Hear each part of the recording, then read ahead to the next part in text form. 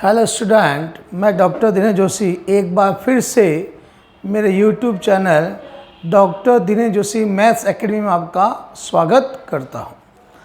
आज हम लोग क्वेश्चन ले रहे हैं एक सदिश आर एक्स वाई तथा जेड एक्स के साथ क्रमशः 45 डिग्री 60 डिग्री और 120 डिग्री के कोण बनाता है। तो सदिश आर का परिमाण कितना है? 2 यूनिट है। तो सदिश आर ज्ञात करो। मतलब एक वेक्टर आर है जो एक्स एक्स वाई एक्स और जेड एक्स के साथ एंगल बनाता है 45 डिग्री 60 डिग्री और 120 डिग्री। तो हमें वेक्टर आर ज्ञात करना। हमें क्या निकालना है? Find vector R. और आर का मैग्नीट्यूड यानी आर का परिमाण हमें दे रखा है। हमें आर का क्या दिया हुआ है? परिमाण दिया हुआ है। तो ध्यान देना, मैं डायग्राम बनाता हूँ। एक आपका वेक्टर ये y, ये z, ये वेक्टर आपका कोई भी ये वेक्टर OP हो गया। ये वेक्टर अपना OP है, ठीक है। ये वेक्टर OP है जिसका ये वेक्टर r है। ये OP वेक्टर यानी जो वेक्टर r है वो कह रहा है x अक्ष के साथ 45 डिग्री। x अक्ष ये है, इसके साथ 45 डिग्री यानी अल्फा दे रखा है 45 डिग्री। y अक्ष के साथ यानी बीटा 60 डिग्री और जेड एक्स के साथ गामा 120 डिग्री का एंगल बनाता है। हमें ये वेक्टर आर निकालना। हमें क्या निकालना है? Vector R. आपको ये वेक्टर आर फाइंड करना है। और ये कह रहा है आर का जो परिमाण है, ये आर है, आर का परिमाण का मतलब मैग्नीट्यूड कितना है? 2 यूनिट है। आर का परिमाण का मतलब मॉड आर कितना दे रखा है? 2। आर का परिमाण ये हुआ मॉड, ये भी आपको गिवन है, इक्वेशन 2 आपको गिवन। इसको अपन सिंपल आर भी कहते हैं। आर की वैल्यू हमें 2 गिवन है, ये आपको ध्यान में देना है। हाँ बेटा, इधर ध्यान दो। ये वेक्टर आपका आर हमें फाइंड करना है। इस आर के पी के कोऑर्डिनेट क्या होते हैं? एक्स वाई और जेड। और अगर पोलर फॉर्म में लिखे, डायरेक्शन क्वेश्चन की फॉर्म में, अपन इसको क्या कह सकते हैं? एक्स का मतलब क्या होता है हम जानते हैं। एक्स का मतलब क्या होता है बेटा? L R. मैंने आपको प्रूफ कराया था हमारी जो प्रीवियस क्लास थी उसके अंदर। वाई का मतलब होता है एम आर। क्या होता है? वाई का मतलब एम आर। और जेड का मतलब, इस जेड को हम एन आर भी लिख सकते हैं, है ना, ये हम जानते हैं। तो इस एक्स की जगह मैं लिख सकता हूँ एल आर, इस वाई की जगह मैं लिख सकता हूँ एम आर और जेड की जगह एन आर। यानी इस पी के कोऑर्डिनेट एक्स वाई जेड लिखो या एल आर एम आर और एन आर दोनों एक ही है। कुछ भी लिख सकते हो आप, ये भी लिख सकते हो और ये भी लिख सकते हो। तो हम लोग vector OP, now vector OP यानी वेक्टर आर आपका क्या होगा? एक्स आई कैप प्लस वाई जे कैप प्लस जेड के कैप होता है। आर इज इक्वल टू, इस x का मतलब क्या होता है? L are. इस x जगह मैं एल आर पुट कर सकता हूं। तो ये हो गया x जगह एल आर आई कैप प्लस y का मतलब एम आर जे कैप और z का मतलब एन आर के कैप। ये मैं लिख सकता हूं। मुझे वेक्टर आर निकालना है।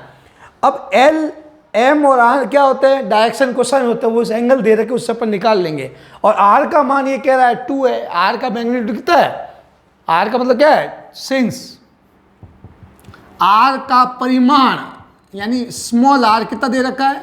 2। आपको दिया हुआ, पढ़ो अभी क्वेश्चन। यदि सदिश आर का परिमाण कितना है? 2 इकाई, यानी आपको स्मॉल आर दे रखा है 2। यहाँ पुट कर देता हूँ। तो वेक्टर आर क्या हो जाएगा? आर की जगह मैं 2 पुट कर रहा हूँ। तो ये हो जाएगा 2l आई कैप और 2m जे कैप 2n के कैप। मैंने इस r की जगह 2 पुट कर दिया इसके अंदर, ठीक है। ये अपना इक्वेशन नंबर 2 दे दो इसको। ये इक्वेशन फर्स्ट दी थी आपने, इसको 2 दे दिया। यानी आप खुद सोचो, मुझे वेक्टर आर निकालना है। मुझे क्या निकालना है? Vector R. तो वेक्टर आर के लिए वेक्टर आर का ये निकल गया। यानी आपको क्या चाहिए? एक एल चाहिए, एक एम चाहिए और एक एन चाहिए। तीनों अगर वैल्यू आपके पास मिल जाती है तो आपका वेक्टर आर कंप्लीट हो जाएगा, होगा। तो अभी तीनों के लिए आप खुद देखो, ये खुद कह रहा है ये जो वेक्टर ओपी है एक्स के साथ 45 का डिग्री एंगल बनाता है, वाई एक्स के साथ 60 डिग्री और जेड एक्स के साथ 120 डिग्री एंगल बनाता है, तो हमें इससे एल की वैल्यू मिलेगी, लिखेंगे सिंस हियर, चूंकि यहाँ सदिश ओपी यानी आर एक्स वाई तथा जेड अक्ष के साथ 45 डिग्री, 60 डिग्री और 120 डिग्री के कोण बनाता है। यानी जो वेक्टर आर है वो एक्स वाई जेड से ये एंगल बनाता है। इसका मतलब एल क्या होता है, कॉस अल्फा होता है, एम क्या होता है, कॉस बीटा होता है, और एन का मतलब क्या होता है, कॉस गामा। अतः डायरेक्शन कोसाइन ये होंगे, अतः डायरेक्शन कोसाइन, अतः दिक कोज्याएं, दिक कोज्याएं का मतलब डायरेक्शन कोसाइन, शॉर्ट में इसको क्या कहते हैं, डीसी। तो ये आ जाएगा। एल का मतलब कितना होगा बेटा, अल्फा का मतलब कितना है 45 डिग्री, यहाँ रख दिया 45 डिग्री, तो एल की वैल्यू आ गई 1/√2, ये हमें एल की वैल्यू मिल गई। यहाँ रख दो बीटा कितना है आपका 60 डिग्री, यहाँ रख देते हैं 60 डिग्री, तो एम की वैल्यू कितनी होगी 1/2, और गामा कितना है 120 डिग्री, तो ये आएगा 120 डिग्री, तो आपका एन हो जाएगा 120 डिग्री वैल्यू क्या होती है, इसको लिख देंगे cos 180 माइनस 60 डिग्री, तो एन की वैल्यू क्या हो गई cos, ये एक सेकेंड क्वाड्रेंट में होता है, ये थीटा है, तो minus cos theta minus cos 60 degree हो गया, और cos 60 डिग्री कितना होता है -½ तो n की वैल्यू कितनी आ गई -½ आपके पास L, M और N तीनों की वैल्यू मिल गई, L भी मिल गया, M भी मिल गया और N भी मिल गया। L की वैल्यू ये आ गई, M की ये आ गई और N की वैल्यू ये आ गई। ये L, M, N की वैल्यू इसमें पुट कर देते हैं, put the value of MN लिख देंगे यहाँ पे, L, M तथा N का मान समीकरण 2 में रखने पर सदिश R,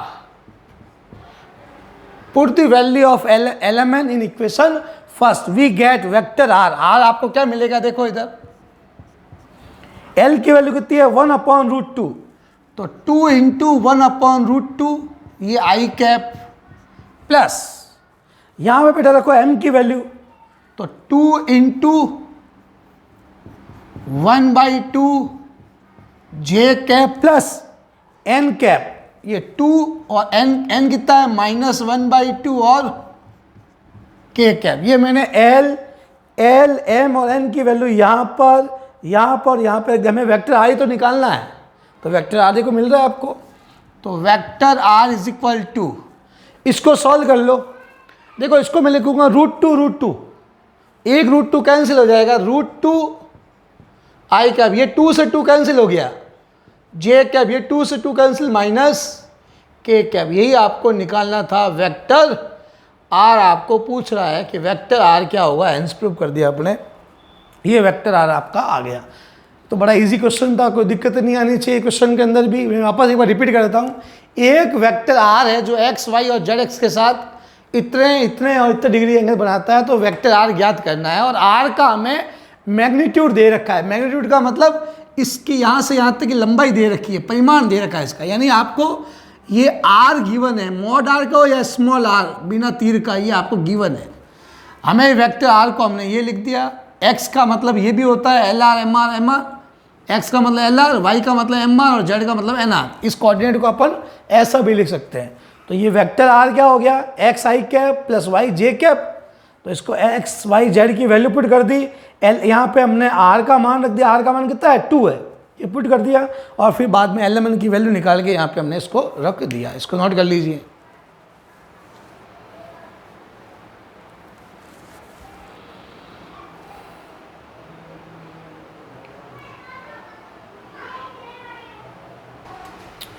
हाँ, हेलो स्टूडेंट, हमारा नेक्स्ट टॉपिक है एक वेक्टर से पास होने वाले और दूसरे वेक्टर के पैरेलल लाइन की इक्वेशन निकालनी है। इन्हें जो अपन टॉपिक ले रहे हैं इक्वेशन ऑफ लाइन, क्या ले रहे हैं, रेखा का समीकरण। क्या ले रहे हैं बेटा, रेखा का समीकरण।